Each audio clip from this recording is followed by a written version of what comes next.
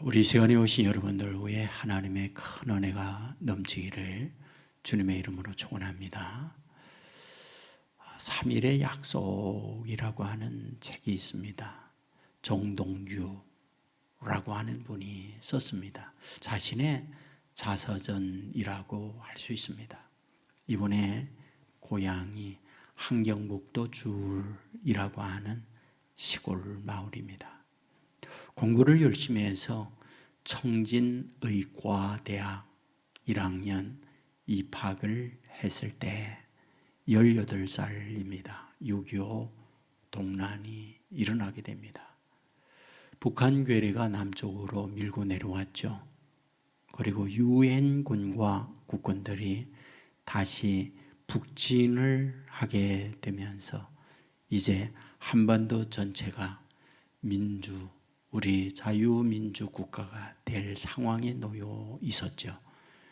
하지만 중공군의 인해 준술로 인해서 다시 밀리게 됐잖아요. 그때에 여기까지 갔던 유엔군과 그리고 국군들이 후퇴를 하게 됐어요. 그때 정동규 학생이 한 국군 헌병에게 물었습니다. 왜 후퇴하는 거예요? 그랬더니 그 헌병은 정동진 학생에게 말했죠. 작전상 후퇴하는 거야. 3일만 후퇴했다가 다시 올 거야. 이 말을 들었던 그는 어머니에 가서 말합니다. 엄마, 나 3일 동안 여기서 피난했다가 돌아올 거야.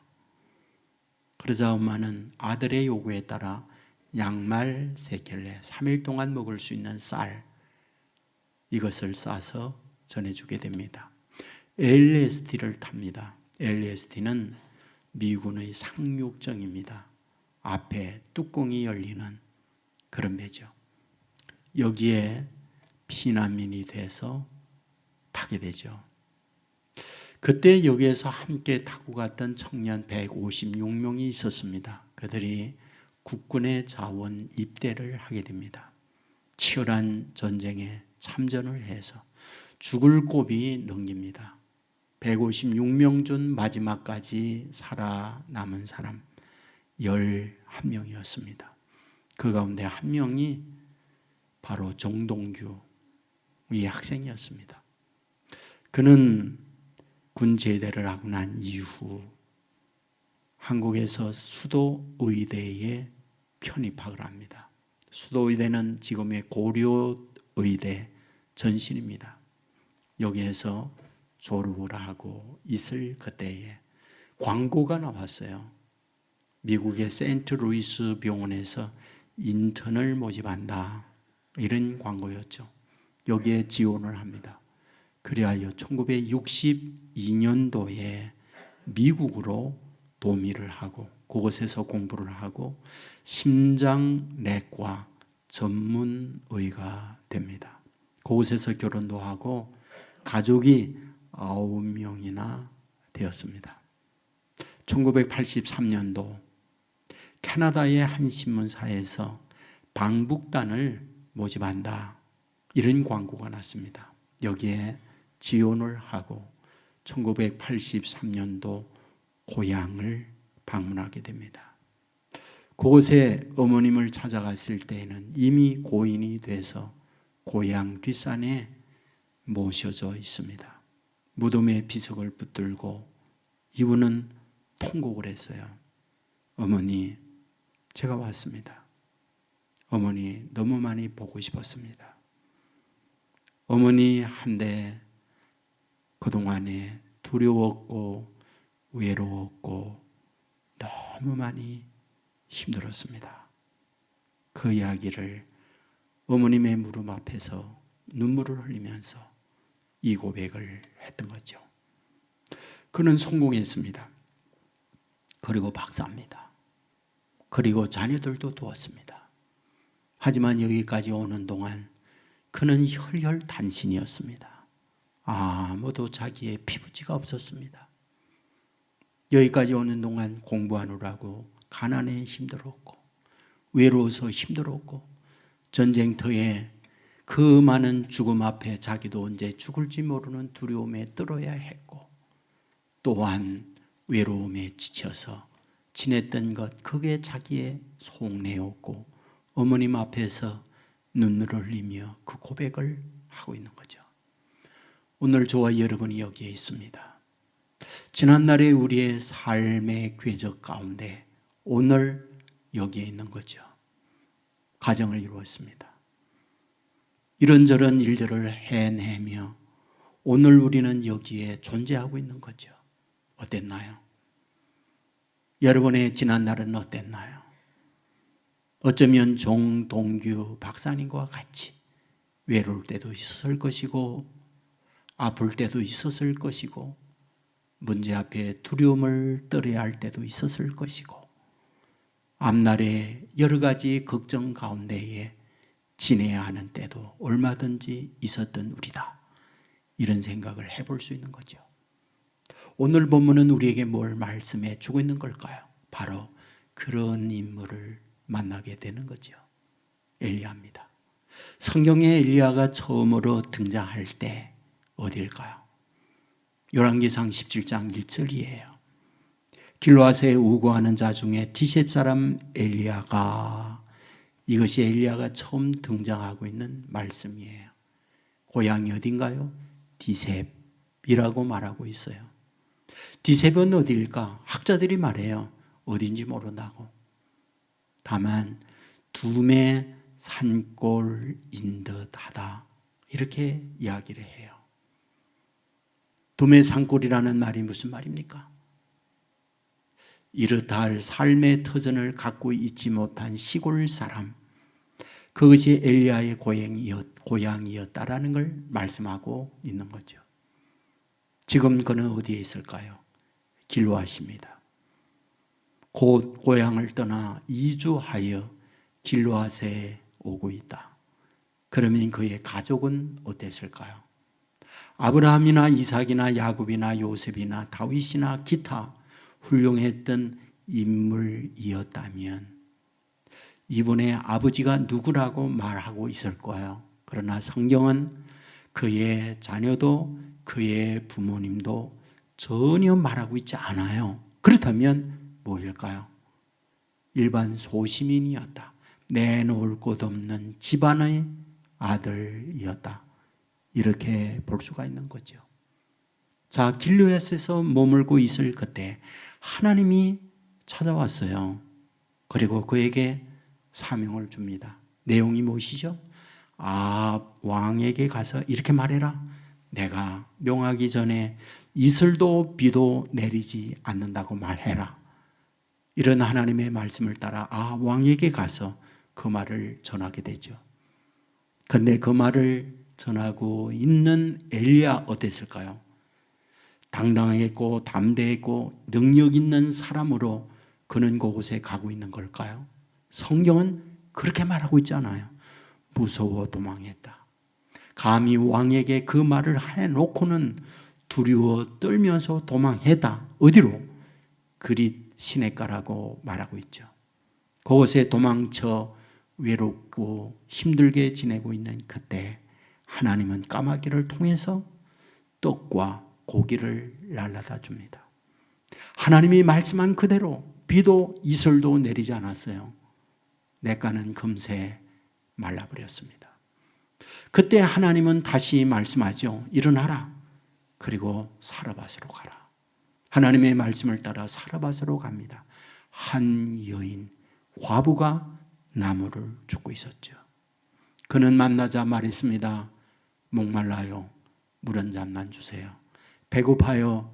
먹을 것도 좀 주세요. 여인이 돌아서서 외간 남자의 이 요청에 이렇게 말하잖아요. 내 집에 떡이 없어요. 내 집에 가지고 있는 거라고 하는 것은 가루 한 움큼, 기름병에 기름 몇 방울밖에 없어요.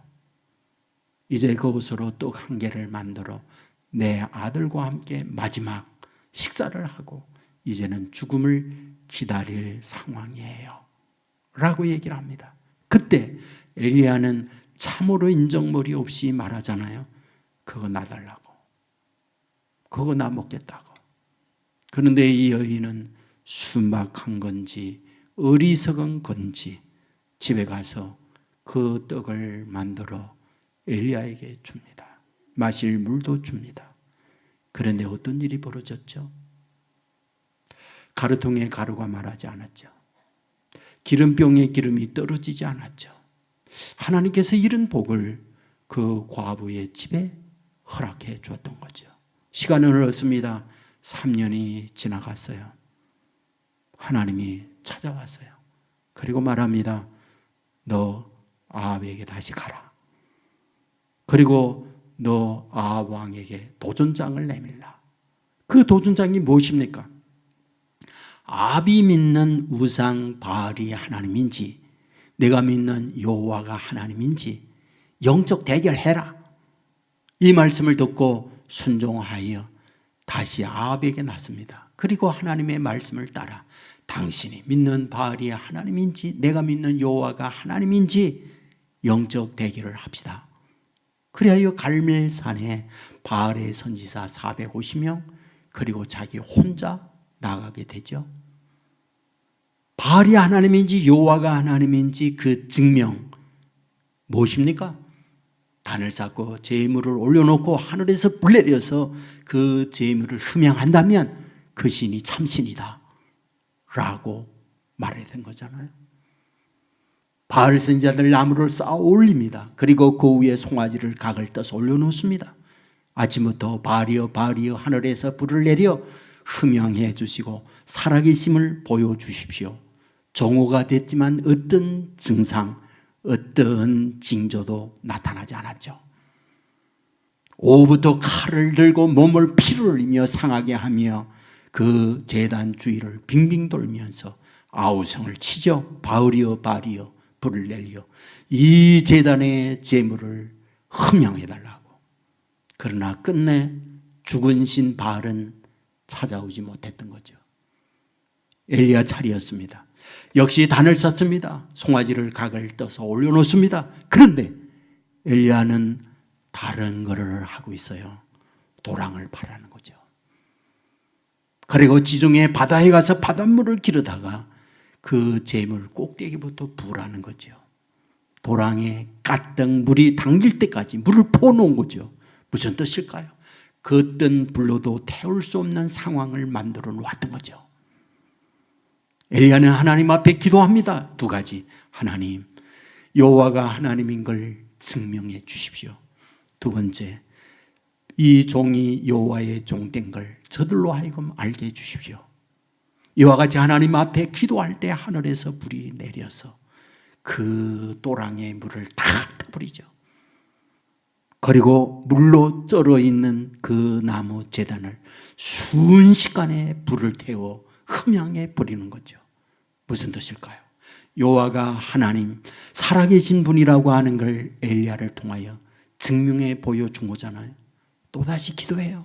하나님, 하늘문을 여셔서 3년 반 동안 기근으로 메마르는 이 땅에 단비를 내려 주십시오.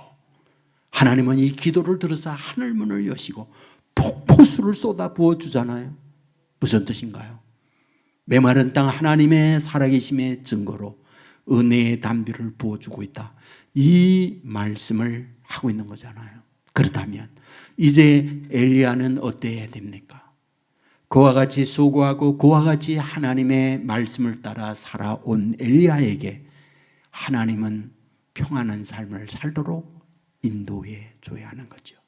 안정되게 왕도 손들고 백성들도 바알이 하나님이 아니로구나, 여호와가 하나님이구나, 하나님을 믿고 하나님 안에 살아가야 때를 따라 돕는 은혜, 때를 따라 하늘의 비, 그리고 땅이 풍요를 얻을 수 있구나, 하나님을 섬겨야겠다.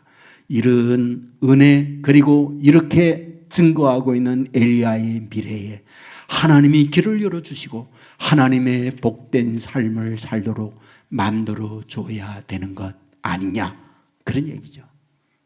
그런데 사랑하는 여러분, 성경은 어떻게 기록하고 있나요? 본문 2절 말씀에 보면 이렇게 기록을 해요. 이세벨이 사신을 엘리야에게 보내어 이르되 내가 내일 이맘때에는 반드시 내 생명을 저 사람들 중 한 사람의 생명과 같게 하리라. 그렇게 하지 아니하면 신들이 내게 벌 위에 벌을 내림이 마땅하니라. 무슨 말인가요? 여기에 이세벨은 왕의 왕비입니다. 왕의 권세, 왕의 능력을 가지고 엘리야에게 사람을 보내어 말하죠.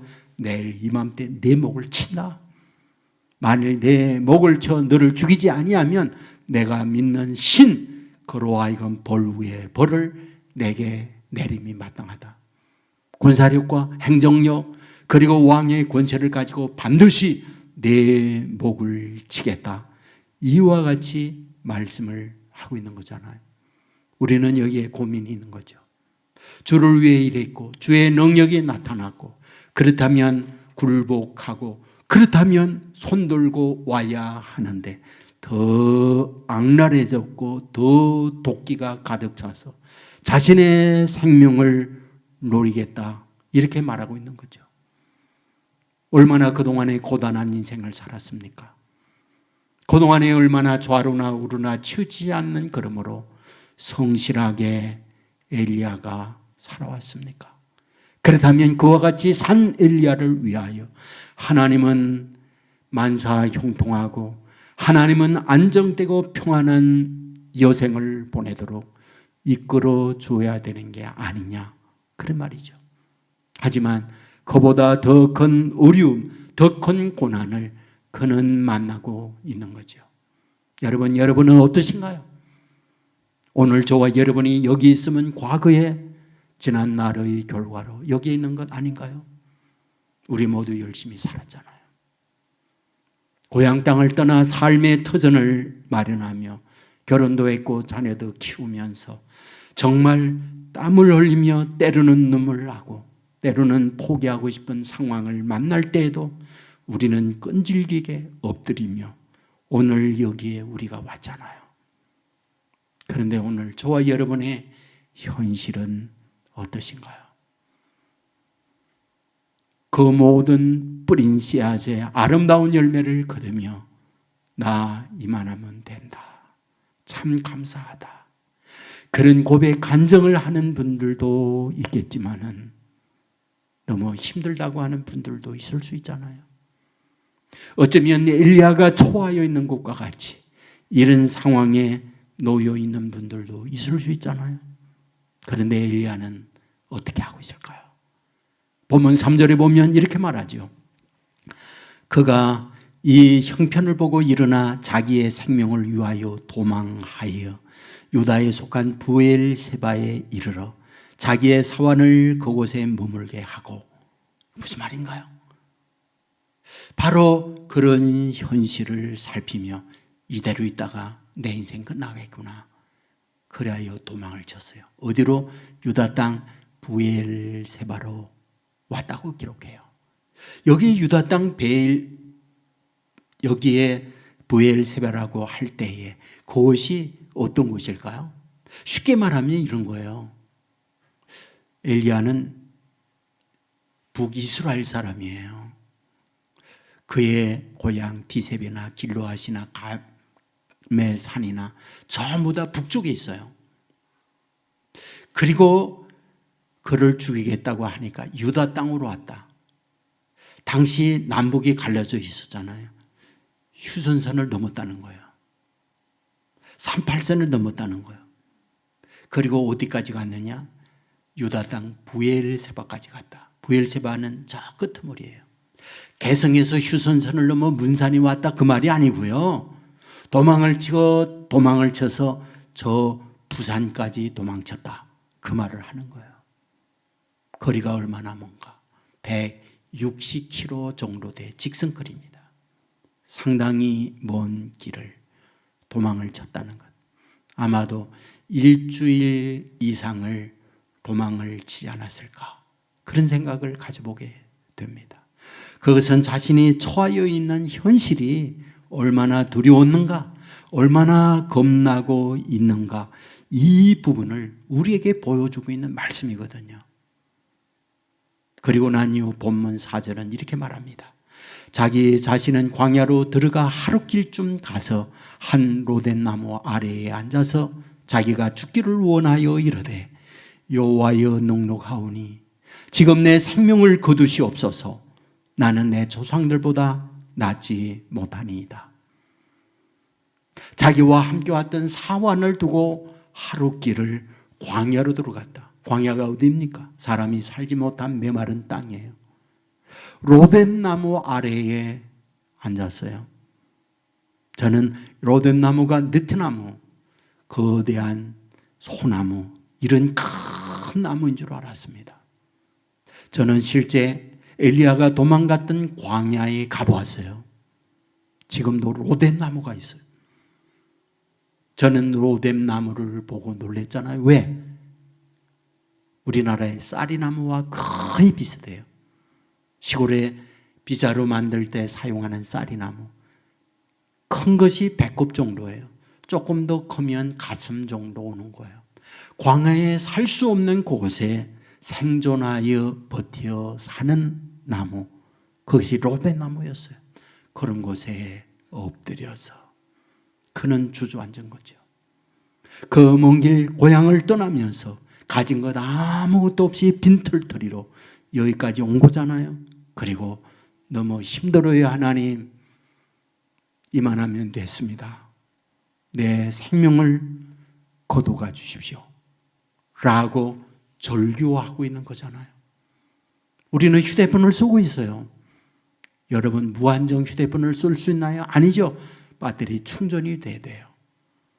종일 사용하고 배터리가 다 방전이 되어지면 쓸 수가 없는 거잖아요. 우리의 몸도 똑같지 않습니까? 식사를 하고 에너지를 공급받아 일하고 있는 우리인데 먹지 못했어요. 마음도 무너졌고 몸도 무너진 상태, 더 이상 회복하고 무엇인가 미래를 향하여 나아갈 수 없는 처참한 상황에 놓여 있는 것, 그것이 엘리야의 현실인 거죠. 그리하여 광야에 혼자 들어가서 그 자그마한 나무, 로뎀나무 아래서 자그마한 그늘을 비치고 쓰러져서, 하나님, 너무 힘들어요. 이제 이만하면 됐습니다. 내 생명을 거두어가 주십시오 라고 하고 있는 것, 이것이 바로 오늘 현실인 거죠. 저는 분명히 생각합니다. 엘리야는 생각했을 거예요.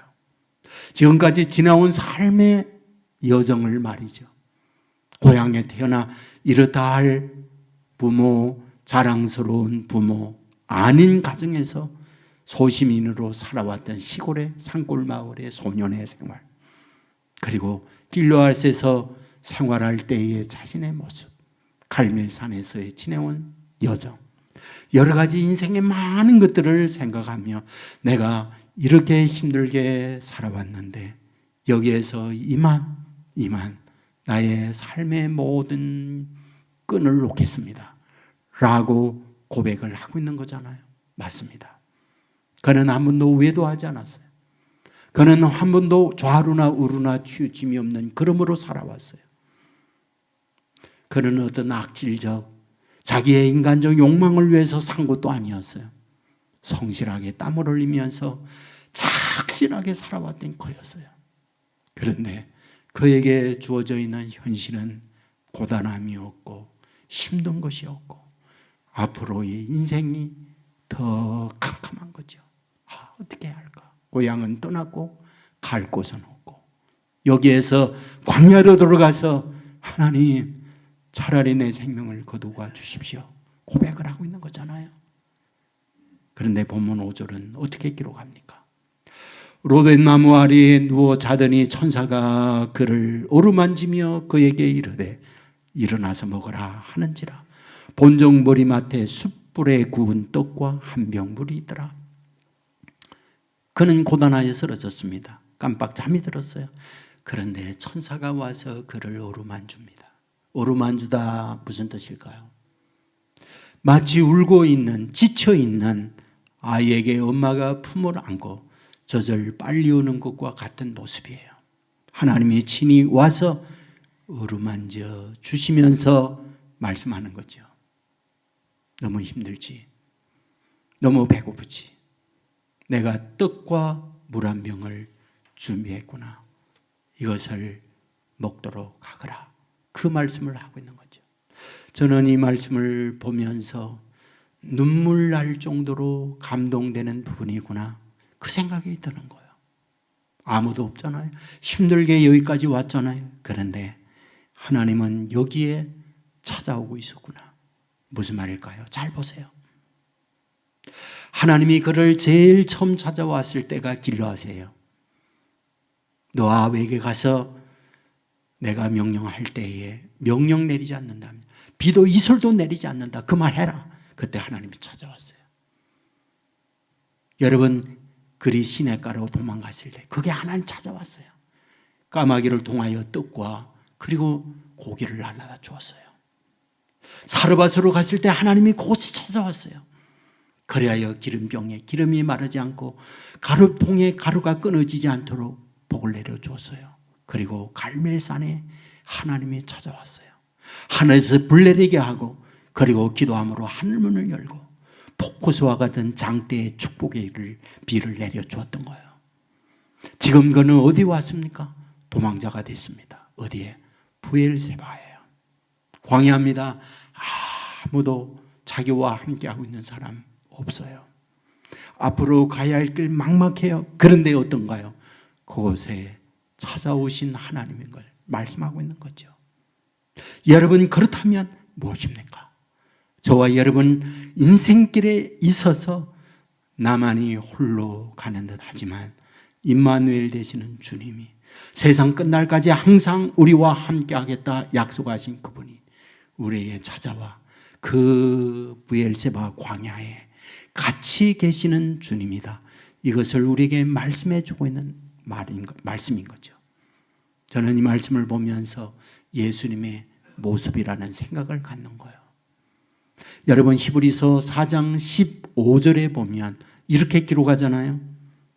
우리에게 있는 대제사장은 우리의 연약함을 동정하지 못하시리가 아니요 라는 말씀이 있어요. 대제사장 예수님이에요. 그분은 우리의 아픔, 우리의 고통을 동정하지 못하시는 분이 아니다. 이 뜻이 무엇인지 아십니까? 너의 아픔, 내가 함께 아파하는 분이다, 그 뜻이에요. 내가 외로울 때 함께 외로워하는 분이다, 이 말이에요. 힘들고 지쳐있을 때 너의 힘들고 지쳐있는 현실에서 함께 지침으로 동참하는 분, 그분이 나다, 그분이 예수님이다, 이렇게 표현하고 있는 거예요. 여러분, 우리가 복음서를 보면서 예수님의 마음을 많이 표현해요. 예수님의 속에 있는 생각, 이것을 많이 표현합니다. 그 중에 가장 으뜸이 무엇일까요? 그건 불쌍히 여기다, 이 말이에요. 여러분, 우리가 성경을 읽는 분, 예수님께서 불쌍히 여기시다, 이 말씀을 너무나 잘 알고 있잖아요. 마가복음 1장 41절에 보면 한센병자를 만났을 때 저를 불쌍히 여기사 손을 대시며 라고 말씀을 해요. 여러분, 한센병자 온몸이 고름으로 피범벅이 되어 흐르고 있습니다. 만지면 전염돼요. 그런데 예수님께서 불쌍히 여기사 손을 대시며 그에게 건강을 주고 있다라고 기록을 해요. 마가복음 5장 19절에 보면 귀신 들린 사람을 만나요. 성경은 말하죠. 저들을 불쌍히 여기사, 그리고 귀신을 쫓아내고 있음을 말씀해요. 마가복음 9장 36절에 보면 무리를 보시고 불쌍히 여기시니 이는 그들이 목자 없는 양같이 고생하며 기진함이라. 목자 없는 양같이 기진하고 지쳐있는 그들을 보시며 예수님은 불쌍히 여기셨다 말씀하고 있어요.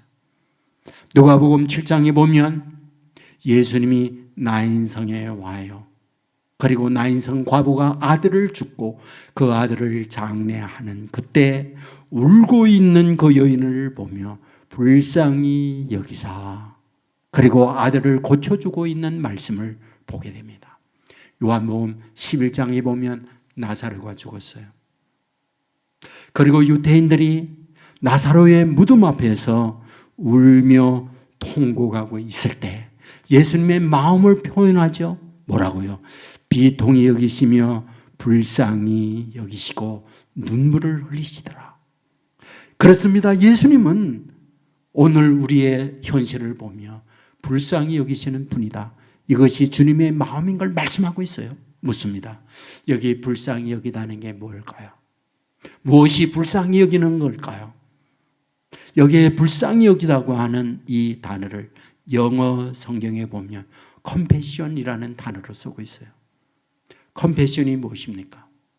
너의 아픔을 함께 하다. 이게 compassion이에요.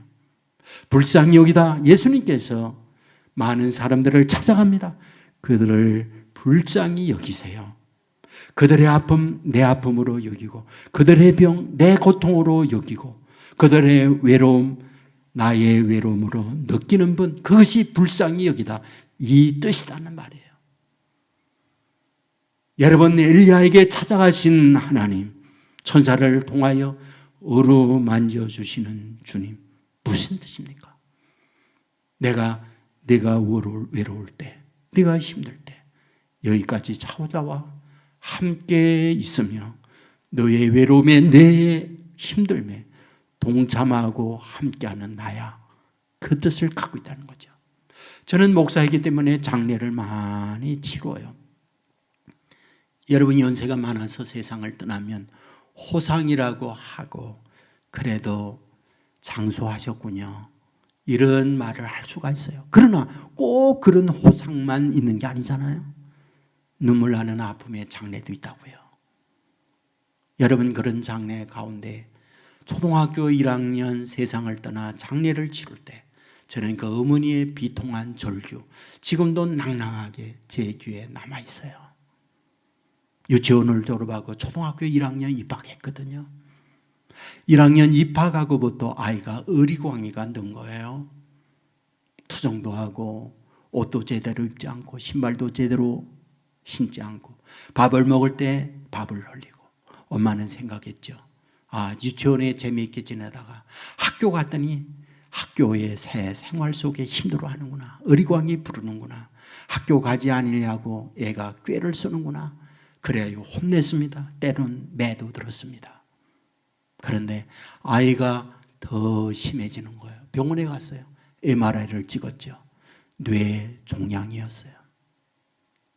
이때부터 이 아이는 항암 치료가 시작됐습니다. 머리가 다 빠졌죠. 끝내 회복하지 못하고 세상을 떠났어요. 장례를 치르게 됩니다. 그때의 그 어머님의 절규 지금도 잊히지 않거든요. 자기 아들의 이름을 부르며 목 놓아 통곡을 하며 아들아 나 몰랐어. 엄마가 몰랐다고. 내가 아픈 걸 엄마가 몰랐어. 그래서 너를 혼냈고 너를 때렸거든. 엄마 용서해줘. 라고 하면서 절절한 마음으로 통곡을 했던 그 어머님. 저는 그 어머님의 절절함을 생각을 하면서 무슨 생각이 드는가? 우리 주님은 우리를 향하여 자녀를 향하여 갖는 저 마음이 저런 거로구나. 저와 여러분을 세상에 보내 세상을 살아갈 때 저와 여러분을 방치하시는 하나님이 아니잖아요. 보세요. 길앗에 찾아가신 하나님, 그리 시냇가에 찾아가시는 하나님, 그리고 사르밧에 찾아가신 하나님, 갈멜산에 찾아오신 하나님, 그리고 부엘세바 광야에 찾아오셔서 어루만져 주시는 하나님. 바로 이 하나님은 저와 여러분이 믿는 주님이시고 저와 여러분을 어루만져 주시는 그런 분이잖아요. 여러분, 엘리야가 힘들고 처절한 상황에 놓여 있을 때 내 인생 내가 살아라 내버려 두시는 분이 아니었잖아요. 얼마나 많은 안타까운 마음을 가지며 품에 안으사 어루만져 주면서 그래 얼마나 힘드니 얼마나 외로우니 내가 여기 너와 함께하고 있다는 말씀을 하고 있는 거잖아요. 그리고 떡을 그리고 물을 내려주시는 분이잖아요. 성육신이 무엇입니까? 하나님이 사람이 되어 이 세상에 오는 거예요. 세상 끝날까지 우리와 항상 함께 하겠다고 하는 것이 하나님이 사람이 되어 오신 주님의 모습인 거죠. 하나님이 함께함, 단순히 우리 곁에 있다는 말인가요? 아니죠. 아파하는 우리 곁에 함께 아파하시는 하나님인 걸 말하는 거죠. 울고 있는 우리와 함께 울어주시는 주님인 걸 말하고 있는 거죠. 외롭고 쓸쓸하여 나만이 홀로라고 앞으로 어떻게 살아야 할지 미래가 걱정이 되어 절망하고 있는 그때에 찾아와서 우리와 함께 하시며, 그래 걱정하지 마라, 어루만지며 함께 하겠다고 하는 그분이 성육신 사람이 되어 오신 주님의 모습인 것을 성경은 우리에게 말씀해 주고 있는 거잖아요. 여러분, 이분이 우리가 믿는 주님이라는 사실 믿으시기를 주의 이름으로 축원합니다. 오늘 저와 여러분이 있다는 것이 뭡니까? 아버지 엄마가 있다는 말이죠. 저와 여러분이 여기 있다는 말이 무슨 말입니까? 우리의 아들, 딸이 있다는 말이죠. 여러분이 여기에 살아오면서 어떤가요? 고향을 떠나 여러분의 직장을 갖고 우리의 가족을 이끌기 위하여 얼마나 고단한 삶을 살았는가요? 때로는 쉬고 싶지만은 그럴 수 없어서 힘든 발걸음을 직장에 가고 언제나 대우받고 높임받는 게 아니라 관계 속에서 무시당할 때도 있고 속상하여 눈물을 흘릴 때도 있었고 때로는 원치 않는 질병 가운데 시달림을 당해야 할 때도 있었고 때로는 너무 힘들어서 지쳐 쓰러질 때도 있고 갈등할 때도 있으면서 여기까지 온 우리의 인생이잖아요. 여러분 어떻게 하시겠습니까? 저는 여러분에게 드리고 싶은 부분이 있어요. 그러한 저와 여러분을 아신다고. 주님은 아세요. 그리고 여기까지 주님은 동행하고 있다는 사실 믿으시기를 주의 이름으로 축원합니다. 오늘 본문에 보면 떡을 그리고 물을 준비해 주세요. 무슨 뜻일까요? 앞으로 저와 여러분이 살아가야 할 그 인생의 하늘의 만나를 준비하고 계시는 분, 물 우리의 영생수를 준비하여 공급하시는 주님, 그리하여 앞으로 갈 길을 에너지를 공급하여 다시금 발걸음을 내딛고 호렙산까지 인도하시는 분인 걸 우리에게 말씀해 주고 있잖아요. 그분이 저와 여러분이 믿고 사는 주님이라는 사실 믿으시기를 주의 이름으로 축원합니다. 그런데 이제 우리에게 있어서 부모이기도 하지만 동시에 우리들은 자녀이잖아요. 우리의 자녀들, 그들에게 무엇을 줄까요? 가정의 달에 믿음을 줘야겠죠. 동시에 우리는 부모님이 계시다는 말이죠. 그 부모님에게 우리는 어떻게 해야 될까요? 저는 우리 부모님에게 따뜻한 말 한마디를 줄 수 있는 그런 자녀들이 되면 좋겠다. 이렇게 고단하게 살아온 부모님을 생각하면서 그동안 아버지, 어머니 얼마나 고생하셨습니까? 그런 위로의 말을 줄 수 있는 자녀가 되면 좋겠다. 이런 생각을 가져보게 되는 거죠. 여러분, 우리는 국제시장이라고 하는 영화를 대부분이 보거나 그 줄거리를 들으시리라고 생각해요. 주인공이 덕수입니다. 저 1.4 후대 때에 저 함흥에서 LSD를 타고 피난을 오잖아요. 여러분, 다 탈 수가 없어. 어머니와 자녀들이 탑니다. 아버지는 배를 타지 못했어요. 어린 덕수에게 말하죠. 내가 이제부터 가장이다. 내가 책임져야 한다. 아버지와 생이비를 합니다. 그리고 부산 항구에 내려서 국제시장 한 자락의 삶의 터전을 찾게 되잖아요. 시장에서 장사하면서 열심히 살았습니다. 여러분, 월남전에 목숨을 걸고 가족을 부양하겠다며 생명을 담보한 월남전에 참전을 하죠. 부상도 입잖아요. 여러분, 그리고 난 이후에 독일 광부로 지원을 하죠. 생이비를 하고 가족을 부양하겠다는 마음을 가지고 광부로 가서 그 지하실에 탕을 캐면서 고단한 인생을 살잖아요. 그래야 가족을 이렇게 이끌어 준 거예요. 세월은 갔어요. 머리는 희거해졌고 나이가 들었습니다. 몸도 병들었습니다. 부산의 한 언덕배기에 저 바다를 물구름이 바라보며 옆에 있는 아버지의 사진을 보죠. 그리고 아버지에게 사진을 보며 말하죠. 아버지의 약속을 지켰습니다. 이만하면 잘 살았지. 그리고 마지막 말하죠. 근데 얘 많이 힘들었습니다. 얘. 그 얘기를 하는 거잖아요. 많이 힘들었습니다. 얘. 이것이 우리의 인생이잖아요. 우리의 부모님들이잖아요.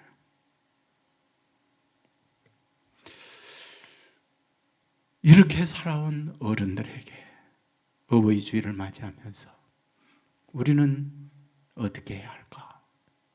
많은 물질, 많은 효도의 표현이 필요도 하죠. 그런데 따뜻한 말 한마디, 고맙습니다. 그동안에 얼마나 고생하셨습니까? 이것이 우리에게 필요로 하다고 생각되는 거죠. 성경은 말하고 있잖아요. 내 부모에게 공경해라. 그리하면 내가 잘되고 장수하리라. 이것이 우리를 향한 약속이기도 한 거잖아요. 어버이 주일을 맞이하면서 오늘 우리를 향하여 주시는 말씀, 지난날에 인도하신 하나님 앞으로도 우리를 인도해 주신다. 이 믿음을 가질 뿐만 아니라 고단한 인생을 살아온 우리 부모님에 대하여 따뜻한 말 한마디야 따뜻한 마음을 가지고 효도하고자 하는 마음을 가질 때 여기까지 인도하신 하나님께서 앞으로도 분명 인도해 주시고 더 나은 내일 내 인생뿐만이 아니라 우리의 후손들을 책임져 주리라 믿습니다. 이 은혜가 우리 가운데 넘치기를 주님의 이름으로 축원합니다.